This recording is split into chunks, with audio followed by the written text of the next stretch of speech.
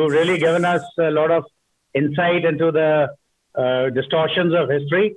I would like to point out over here one more thing.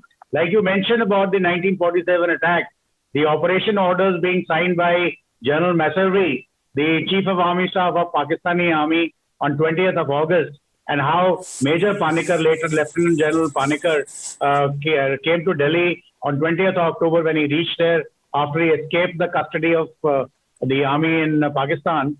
And he told the defense minister and then Colonel Thapar, later on General, and the others that Pakistanis are going to attack on 20th, and nobody believed it. Now, I'm reminded of a very interesting incident, like we call it distortion of the history. I was talking to a girl in Baramulla when I was in the United Nations in Gupkar Road, Srinagar. I had gone to Baramulla with my chief military observer from Korea. So we were visiting a family, and there was a girl who was doing MA history. Mind you, I'm repeating MA history. And something came up, the Korean general asked a question, and she tells me, okay, it was the Indian army which was attacking the Srinagar in 1947, and Pakistanis came to save them. I said, excuse me, what are you talking? She said, yes, uncle, this is what is the truth. I said, I'm sorry. The truth is otherwise. Because these are the narratives led by the British and the few, interested and motivated guys from Kashmir. Despite Sheikh Abdullah being backed by Nehru and being given the authority and the governance on a platter, yet their narrative was, it is the Indian army which is planning to attack Kashmir, and it is the Pakistani army raiders have come to save them. And mind you, it's in Baramulla where the worst massacre occurred.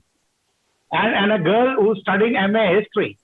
And now it is proven beyond doubt, now that the operation orders copy is with us, signed by General Masservi, Chief of Army Staff Pakistani, on 20th of August. And General Nawal has already told you the story, how Brigade Major Panikkar got hold of it when the brigade commander, the Murray, was away on some other duty. It's a top secret document. And then it was led by then Colonel Akbar Khan, later Major General Akbar Khan, who I think pseudonym of, I'm forgetting the name which he used to lead that campaign with 10,000 plus Maradouers who were given all the weapons, all the vehicles, which Akbar Khan, who was the Colonel GS of Weapons and Equipment Directorate, he was to give those weapons, etc., to the police constabulary, and they were given to the raiders, and he equipped them. And he himself, at some point in time, has written a book, as well as in one of the interviews, if I'm not wrong, on BBC or Al Jazeera, he admitted that yes, he was given the order by the government, that is, the government means Mountbatten and Masservi. Mountbatten was the Governor General, last one, before he left. He gave the order that you have to do this. Now, that was because of the strategic location of that area of Kashmir and Gilgit-Baltistan, which British thought should remain under their control. And initially they tried the level best. Maharaja Hari Singh, somehow before Maharaja Hari Singh, they tried doing it with the earlier Maharajas by way of doctrine of lapse or some other silly excuses, but that didn't work. And thereafter, when they couldn't do it, they thought, okay, Hari Singh has come up. They sent him to Mayo College. They sent him to England. There was a Paris incident which just solely protected him. It was a serious thing in Paris which happened, and they protected him totally in judiciary also. And his name doesn't come up because they thought he was one of their Moradiers. He will toe the line of British. But in 1930, when as the chairman of the Princes of Chambers, he got up and spoke about the Indianness. And he said, we are Indians and we should have our own thing and not under the rulers of British. So they realize now this is a no-go situation. So then they try to sort of engineer those rights of 1931. And again, the narrative which is given is 1931 is some incident which was a martyr's day. And we've been having a holiday till now. It has just been abolished by the Lieutenant Governor of Jammu and Kashmir, I think a few months back. That does not be celebrated. So that is the kind of distortion that the narrative that is given and which needs to be corrected. And I'm sure a lot of young boys and girls from our Dogar Desh or even from Srinagar, as I said, it is not Jammu versus Kashmir. Even within Kashmir, if there was a portage of Sheikh Abdullah or his cronies, they looked after only 20% of the population, who were their chamchas, let me put it that way. And the majority of the Srinagar population is also was devoid of the basic human rights, basic privileges. All that was eaten up. Otherwise, how do you explain a man in 1931 comes from Aligarh Muslim University after doing his MSc Physics on government scholarship of Maharaja? His family today owns assets worth more than 20,000 crores. And they are known ones. You never know, there may be more. And likewise, there are Yasin Malik and a whole lot of Mirwais. Where are they getting all this from? So these are the problems over here, which have been well covered by our eminent speakers, Dr. Varsha Gupta, Jal Harbans Singh Samayal, and Major Govardhan Singh Jamwal. I think Jal Sahab wants to speak something. Yes, sir, please go ahead, sir. Two things. The government of India also realized, and many Indians, they even Barkhadat realized after all, after Harbans Singh, we all have been saying all. By 22nd October last, they realized that they have made a grave mistake in omitting the first 4 days, 22nd to 26th. They only take Baramulla in Kashmir and nothing else. So they observed Black Day for the first time last year. Now I hope every year they will reserve and observe 22nd October and look back what mistakes they have made. And in that, Barkha had one seminar, a webinar like this, and in which I took part. And for the first time, she said, I did not know that 4 days were saved by Brigadier Rajendra Singh of the J&K State Forces. Because we were only thinking J&K militia. I said, militia is ours also. But militia came about much after the Indian Army landed.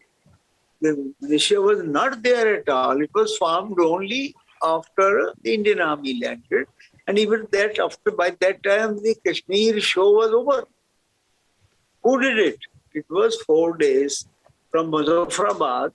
And that is something historic. In that, Muzaffarabad was last. Next was Gadi when Brigadier Rajendra Singh went there, and it was something fantastic battle of Gadi for full 10 hours or 8 hours, which stopped them, which enabled him to come back, tell Maharaja Hari Singh, and also Prime Minister Meherchand Mahajan what exactly is happening. If he had not come back and personally told, only thereafter everything started fast track.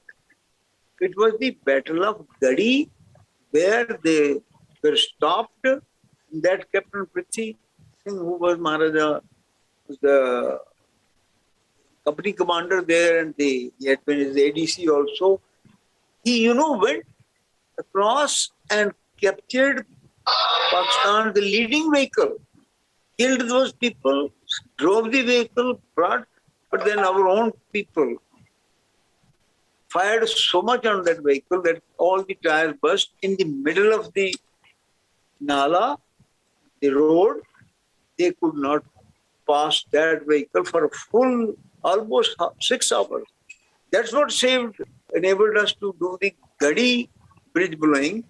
That was done, and that's what saved our airport and ultimately Kashmir. So these things are not known, and nobody talked about that when they were told on that 22nd October. Then they realized, he said, my God, we had really, and General Ataf Sain was talking, he said, yes, that is a very important portion. It has been ignored, and Colonel Rana, who has written a book on that and also about Punch, he contributed.